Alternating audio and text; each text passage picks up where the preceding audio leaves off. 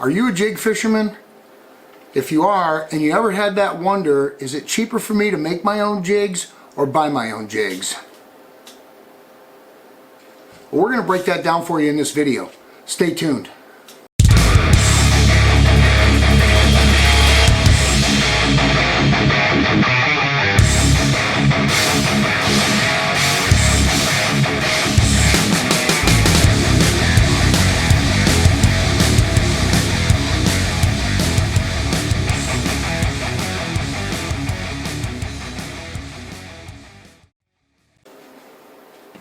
Alright, so let's get this going. The first thing you're going to need is safety equipment. You're going to have to protect yourselves when doing this. This lead is molten lava. Basically is what it is. It sits in its liquid state at about 620 to 650 roughly degrees. And let me tell you something, if you get this on your skin, I promise you third-degree burns. I have not done so. My hands are still in good shape because I take the right safety precautions when I'm pouring these jigs so as not to let this happen. Number one, you're going to need a good pair of leather gloves. I recommend getting a welding glove.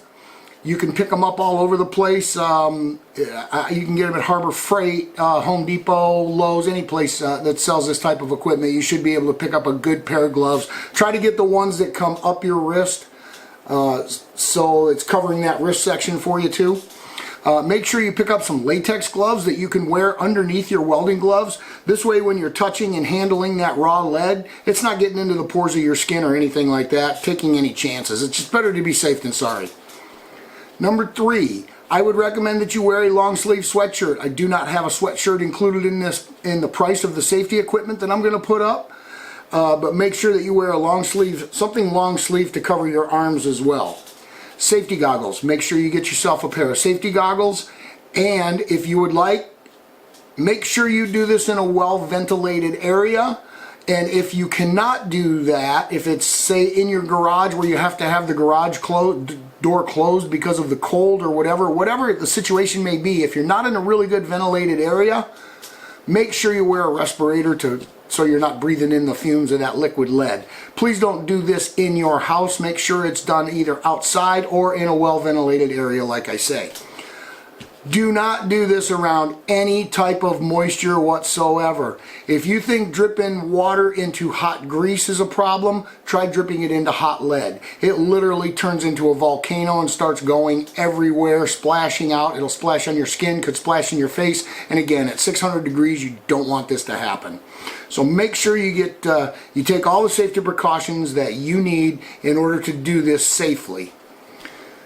Well, now that we got the safety gear out of the way, let's get into some of the raw materials that we need. The first raw material that we are going to need is lead. Lead averages in price, shop it out, look for it. I believe it's available on Do It catalog, so make sure you get that checked out. Make sure you check that out and buy your lead accordingly. For the sake of this video, I'm going to put the price of $6 down for lead because we're only going to be using about 1.5 pounds of lead to do 50 jigs in a 1/2 ounce size. Once you have that lead, you have to have something to melt it in. Get yourself a Lee melting pot. I recommend just getting the open pour pot as a starting point. This is a $49.95 to $55 pot roughly. It's on Do It's website for $52. Alright, you got your lead, you got your melting pot. You need a mold. This is the Do It molds, stand-up football head jig, like I said. The thing that I like about Do It molds is inside the mold here, there is a bunch of stamped writing or instructions. And what these instructions are, these are telling you what hook manufacturer, what hook model number, and what hook size you should be using for these cavities. Generally, the mold takes one hook model number, but in various different sizes. It'll also give you the number of the wire form that may be needed in here. It will also give you the type of stick-on eyes that may be needed if this was a jig mold that required stick-on eyes. So there's a lot of good information inside here for you that'll go. I got this mold on Do It's website. It was $56. This is the stand-up football head jig mold.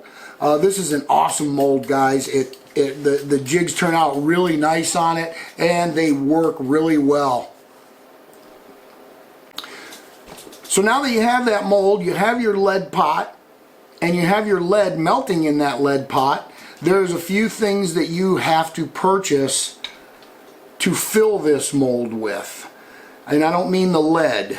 Now, this mold in particular came with 3 base pins, and what I mean by base pins are this one here is a 1/8 inch base pin, and this fits in the mold, and what that does is that makes, I don't know if you can see that cavity right there in this Arky jig.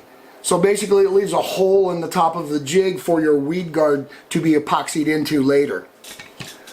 This one also required a wire form.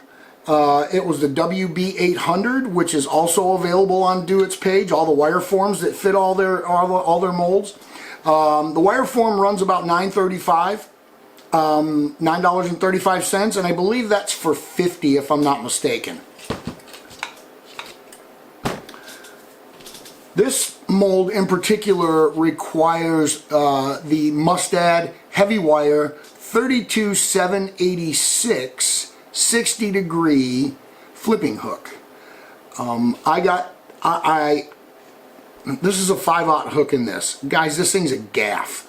My buddy calls it a gaff because it's such a big hook. Never lost a fish with it. Never broke off a hook. Pulled some trees to the boat with this jig, let me tell you that.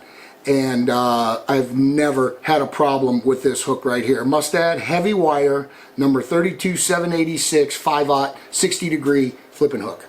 It's an ultra fine point hook. So the price, you know, I'll get those in a pack of 50. Pack of 50 of the hooks run right around $12, I think. $11 and some change. So now we have everything that we need to fill this mold with lead and produce a jig.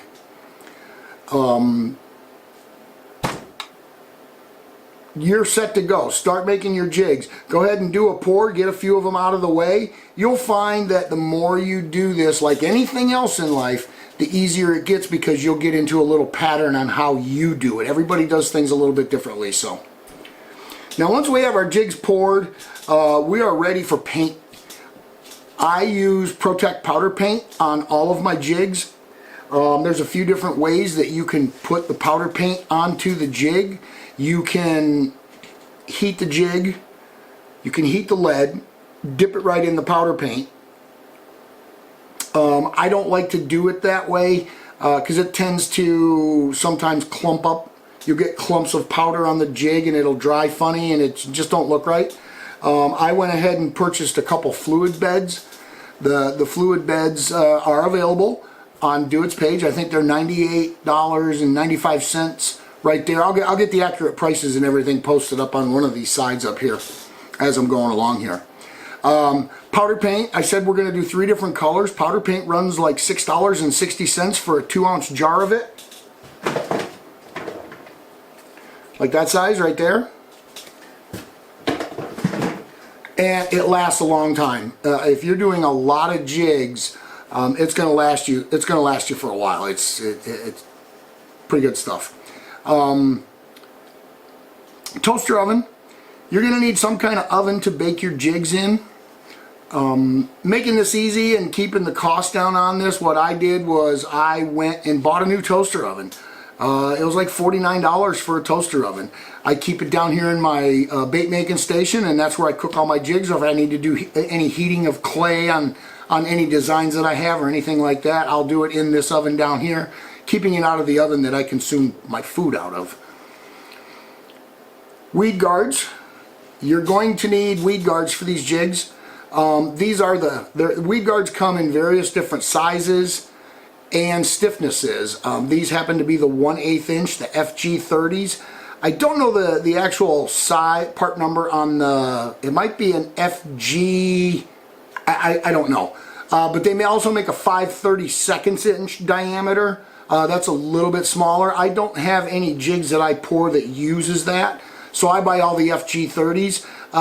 These are about 12 cents a piece. So we're going to do 50 jigs. It's roughly around $6 for your weed guards. I have them in 2 different colors. I have them in black and I have them in green pumpkin. And those are the 2 colors that I use more than anything, so I just bought those. Skirts, this is a rabbit hole. I'm telling you right now, this is a rabbit hole. The skirts, 2 rabbit holes, the skirts and the powder paint. You'll you'll find yourself spending a bunch of extra money on skirts, and these are silicone skirts right here. These came in individual tabs, and what I did was put them together, lay them over this jig, and I tied this one on with a 24 gauge black wire. So that skirt right there is not coming off. I don't care how hard you pull it. There's another style skirt that's available out there. It is a push-on. These are pre-made. You can purchase these in all different types of colors, already pre-made in various designs and shapes, or not so much shapes, but designs. And shapes. This is a flared out version, more designed for like a spinnerbait or something.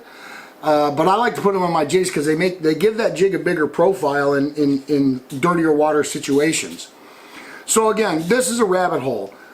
These are silicone skirts, like I said. You can purchase round rubber, flat rubber, thin rubber, medium rubber, marabou, flashabou, all different types of feathers, and I put down the price of $30. That would be enough to do 50 jigs in a silicone skirt without tying, just using the push-on collar method. So listen, I hope this helped.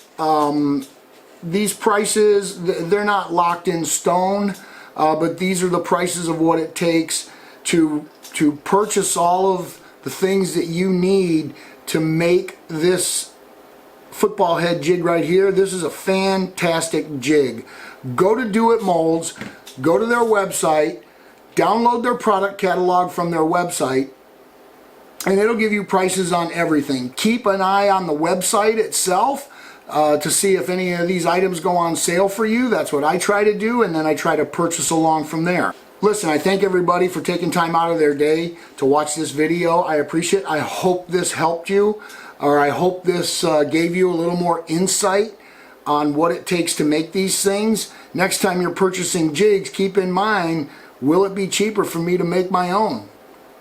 The answer to that question is yes, but it's not immediate. Again, your first 50 or first 25 or whatever you buy are going to be your most expensive, because you have to purchase your safety equipment, you have to purchase your specialty tools in order to do all this. So as time goes on, I'm at the point right now where that jig right there cost me roughly about $2 to make completely. I do not sell my jigs. My jigs are for my own personal use. I do make some for my buddies, but they get those at no cost. Guys, thanks everybody for tuning in. I really appreciate it. Like I say, this is the maiden voyage of raw angler fishing. I hope this could have been some help for you. If it is, great. Give me a thumbs up down there. If it wasn't, great. Give me a thumbs up down there. Hit the subscribe button if you would. It'd be greatly appreciated, and the notification bell. I appreciate it. Look forward to seeing you guys again, and hopefully next time, our next video will be the making of that jig right there, step by step. Tight lines, everybody. Keep it raw.